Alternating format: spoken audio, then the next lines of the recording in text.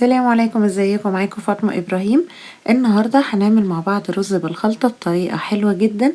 طبعا الرز بالخلطة بيبقى اساسي في العزومات خصوصا لرمضان. تعالوا النهاردة نعمله بطريقة حلوة قوي، متأكدة ان شاء الله هيعجبكم. يلا نشوف الطريقة مع بعض.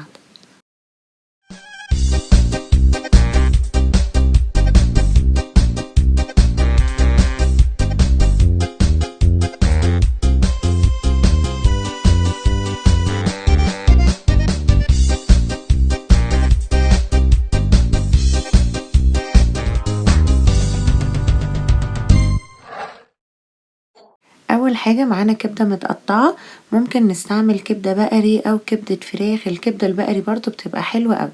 هنتبلها بشوية ملح وشوية فلفل اسود وشوية بهارات فراخ او بهارات لحمة لو كبدة بقري، وهنحط شوية صغيرة من عصير الليمون، حوالي نص ليمونة صغيرة، وهنحط معلقة كبيرة من دبس الرمان. دبس الرمان هيديها طعم حلو جدا مع الرز، بتبقى حاجة كده وهم.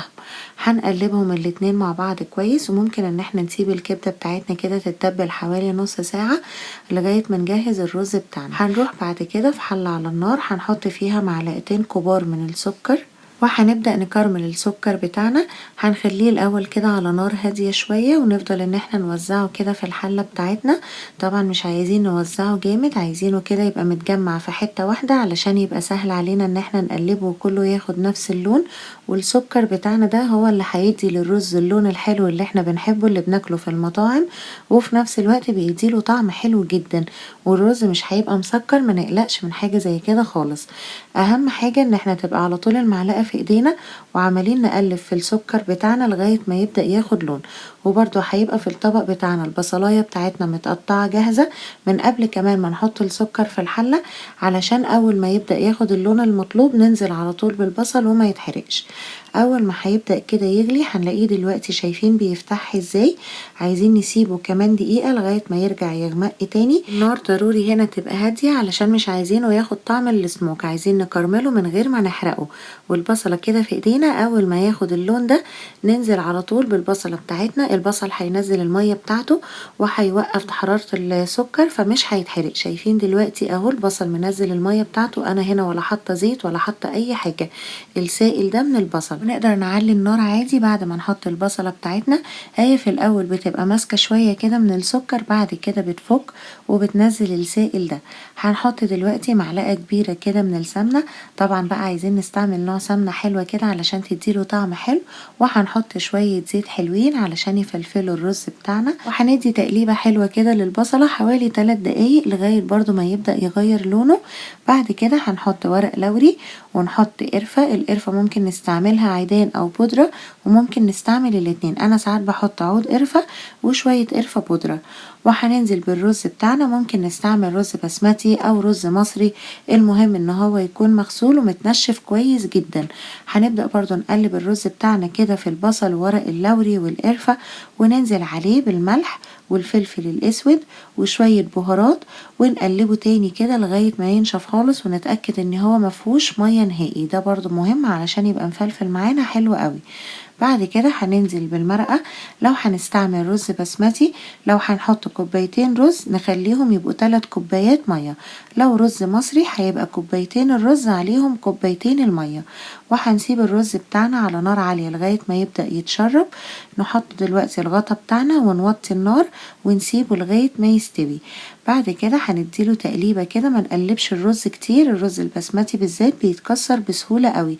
عايزين نقلبه في الاخر خالص وبشوكة او بسباتولا كده تكون فلات علشان ما يتكسرش مننا. ولما يستوي نشيله من على النار، ونبدأ بقى نجهز دلوقتي الكبدة اللي هنحطها على الوش. هنحط طاسة على النار وهنسيبها لغاية ما تسخن كويس قوي، ونحط فيها شوية زيت صغيرين، وننزل بالكبدة بتاعتنا. زي ما قلت لكم ممكن ان احنا نستعمل كبدة فراخ او كبدة بقري. انا النهاردة مستعملة كبدة فراخ، بس كتير برضو بعمله بالكبدة البقري، وممكن كبد وكلاوي برضو او كبد وقوانص اللي احنا عاوزينه. هنحط الكبدة كده تاخد لون. طبعا الكبدة مش بتاخد سوا كتير، مش اكتر من 5 دقايق حتى لو كبدة فراخ، يدوب بس تنزل المية بتاعتها وترجع تشربها تاني. هنحط دلوقتي فلفل احمر او ممكن فلفل رومي، بس الفلفل الاحمر بيدي للرز لون حلو قوي.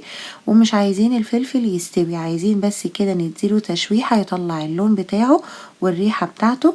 ونبدأ نحط شوية بقدونس تكون مفرومة، برضو البقدونس هنا بتدي طعم وريحة حلوة قوي كمان مع الرز، بتخلي شكله كمان جميل قوي. نكتر كده ألوان شوية. وخلاص على كده هنبدأ نغرف الرز بتاعنا. ممكن ان احنا نستعمل صينية زي دي او اي صينية مدورة او نغرفه باي طريقة يعني، بس انا بديكوا كده شكل بيبقى حلو قوي نغرف بيه الرز بتاعنا. هنحط الاول الكبدة بتاعتنا من تحت كده بالشكل ده.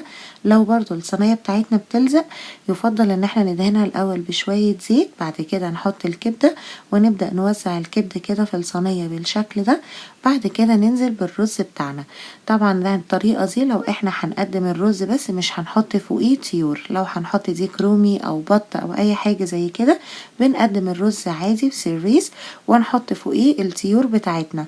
ومهم برضو ان احنا الكبدة كده نضغط عليها كويس علشان بعد كده لما نقلب الصينية كله ينزل كده متماسك وما يفكش مننا.